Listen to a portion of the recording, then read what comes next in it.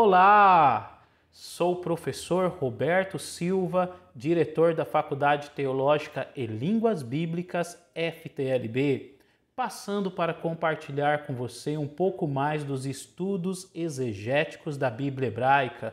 E antes disso, um forte abraço a todos que são inscritos no canal. E você que não é inscrito, se inscreva no canal, dê um like, compartilhe se você gostar. Aos nossos alunos da modalidade presencial e à distância, do curso básico, médio, bacharel em teologia, hebraico, aramaico e grego. Vai aqui o meu forte abraço a todos vocês, a todos que estão conosco no grupo de WhatsApp da faculdade, Enquetes Teológicas com FTLB, todos os sábados, e aqueles que também estão conosco por intermédio do grupo de Facebook, da fanpage, do Instagram, tudo relacionado à Faculdade Teológica e Línguas Bíblicas, o seminário temático mensal EAD, todos os nossos eventos, aulas magnas, um forte abraço. É muito bom estar construindo conhecimento junto com vocês. E se vocês quiserem saber mais dos nossos cursos ou dos nossos grupos, segue o meu contato, que é o 11 970 98 42 32. Vamos estar iniciando agora falando de um tema super interessante. Abraão, Melquisedeque e o El Cananeu. Abraão, Melquisedeque e o El Cananeu. Religião e sincretismo no judaísmo pós-exílico. Anote aí. Queridos, vamos fazer a leitura de um texto do Antigo Testamento, livro de Gênesis. Estou utilizando a Bíblia de Jerusalém, embora o nome não está aparecendo, pois já é um texto que eu tenho há algum tempo. Mas Gênesis capítulo 14, versículo de número 18 somente. Melquisedeque, rei de Salém, trouxe pão e vinho, e ele era sacerdote do Deus Altíssimo. Anotem aí. Bem, vou fazer a leitura do texto em hebraico, segundo a Bíblia Hebraica Stuttgartensia.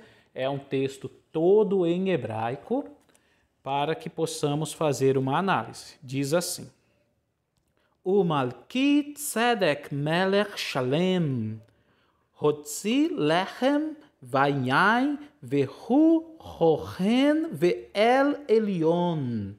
Então o texto começa dizendo: E Melquisedeque, rei de Shalem, ele vai trazer lechem, pão, ele vai trazer yain, vinho, e também vai dizer que ele é Rochen Le'el Elion, ele é sacerdote de El Elion.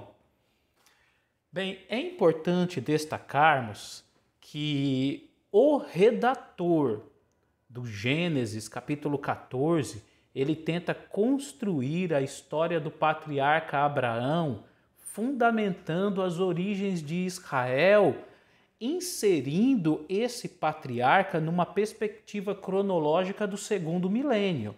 Então, de Abraão a Cristo, teria-se 2000 anos na perspectiva que o redator tenta apresentá-lo. É importante destacar que você consegue identificar linguagens traditivas a partir das chamadas teorias das fontes. É importante averiguar que você tem fonte javista, fonte eloísta, fonte sacerdotal, embasada na história do patriarca. Você tem linguagens e gêneros literários que caminham em torno das sagas. Você tem retratações ao período tribal. Também é possível identificar linguagem teofânica.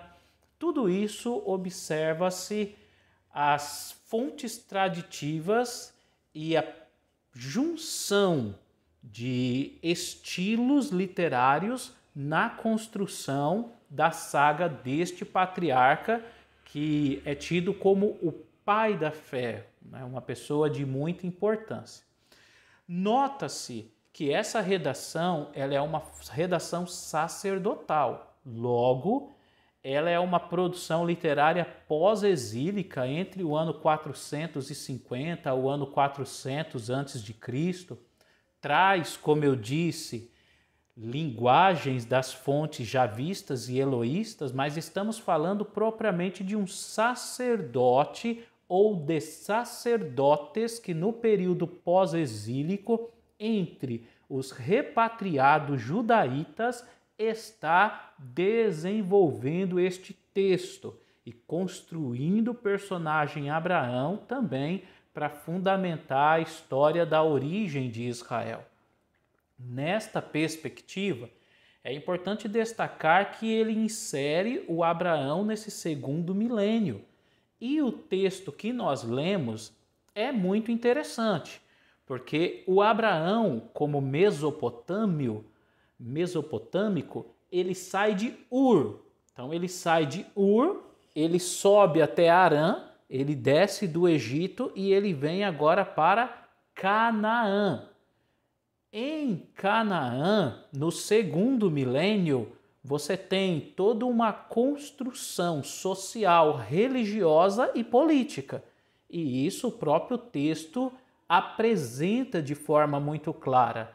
O Melquisedeque, ele exerce duas funções de importância.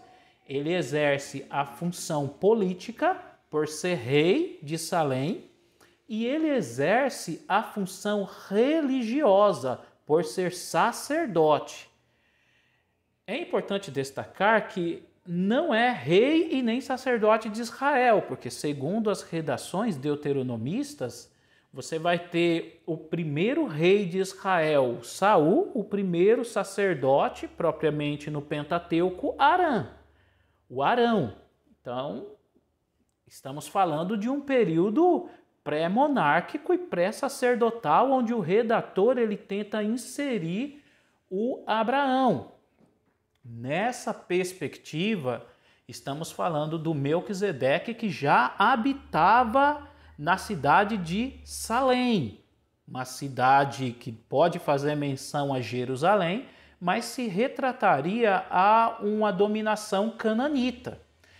Quando falamos de dominação cananita, estamos falando de uma Canaã do segundo milênio, que segundo os achados ugaríticos e segundo achados arqueológicos, Canaã do segundo milênio tem uma concepção religiosa e teogônica, onde o El seria o topo da pirâmide das deidades cananitas, junto da sua consorte Asherá. Então, El e Asherá seriam o casal divino que gerariam outros deuses, tais como Baal, Yanat e outros.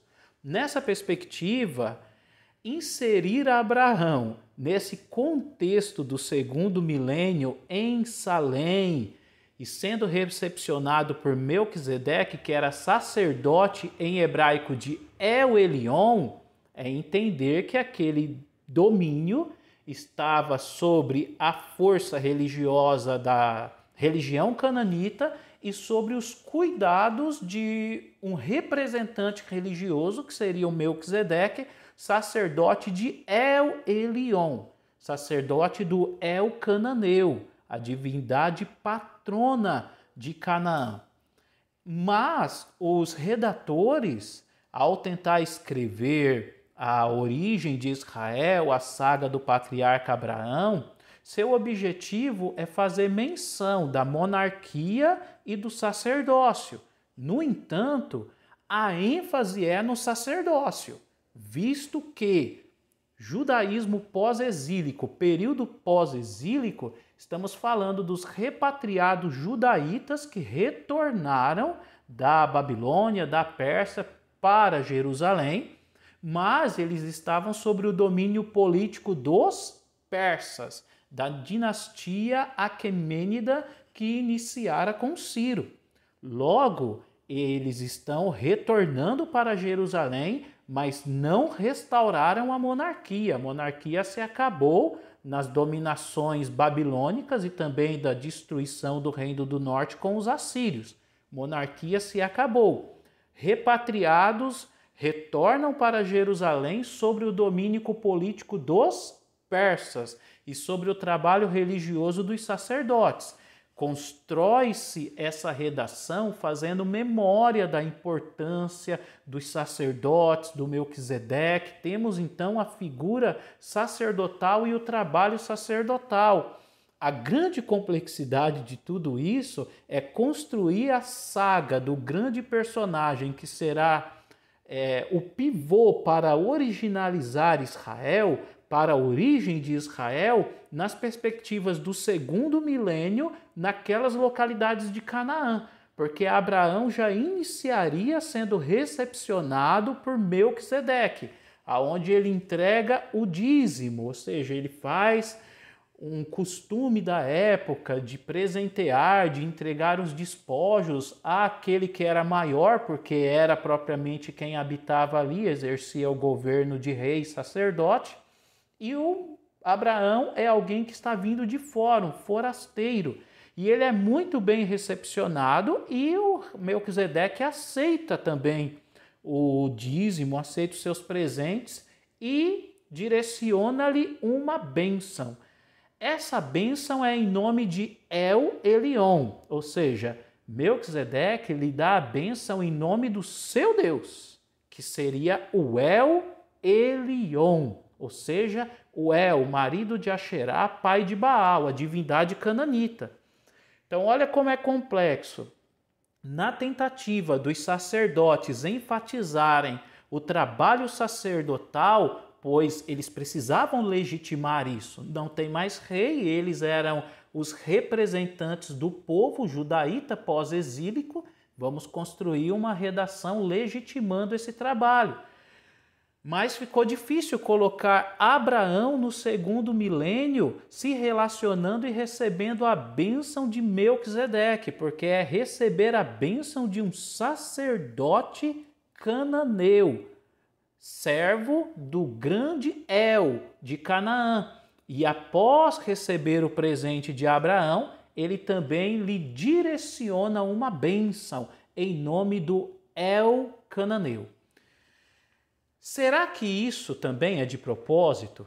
Visto que o Reino do Norte teve vários índices de religiosidade cananita. Inclusive a Asherá, que era esposa do El cananeu, ela foi vinculada ao Javé e cultuada junto, como casal divino no Reino do Norte.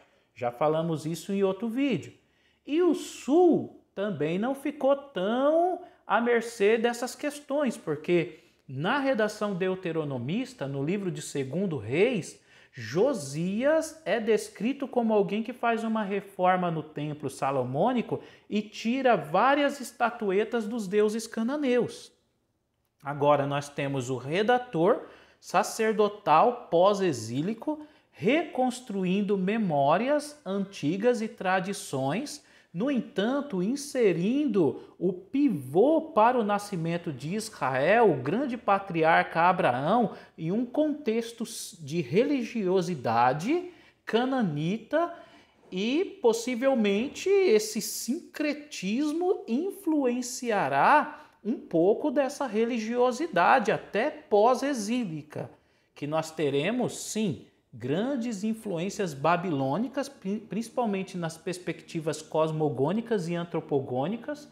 Teremos influências persas do chamado dualismo, dialogismo, mas também temos memórias da religiosidade cananita, que foi aquela religiosidade que mais influenciou Israel no período pré-exílico, tanto norte como sul.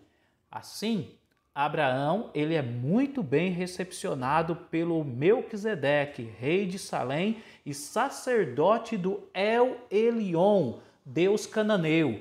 Ele é tão bem recepcionado que ele lhe entrega presentes, o dízimo, e ele recebe a bênção do sacerdote e do Deus El cananeu, o marido de Axerá e pai de Baal. Na tentativa de construir uma redação, fortalecendo e legitimando o trabalho sacerdotal, os redatores talvez se esqueceram de que colocar Abraão no segundo milênio é vincular Abraão a uma religião cananita que também traria memórias ao sincretismo e à religiosidade cananita, do grande El Elyon, o Deus Altíssimo dos cananeus. Fica aqui este estudo para você aprofundar mais o tema, e aqueles que quiserem saber um pouco mais, aprofundar mais estas questões históricas, arqueológicas, entre em contato conosco. Você pode fazer exegese bíblica no curso Bacharel em Teologia, exegese do Antigo Testamento, exegese do Novo Testamento, ou você pode fazer exegese bíblica particular conosco. Entre em contato 11 9 70 98 42 32. Um forte abraço a todos vocês. Shalom Lehitraot. Em hebraico, paz, saúde e até logo.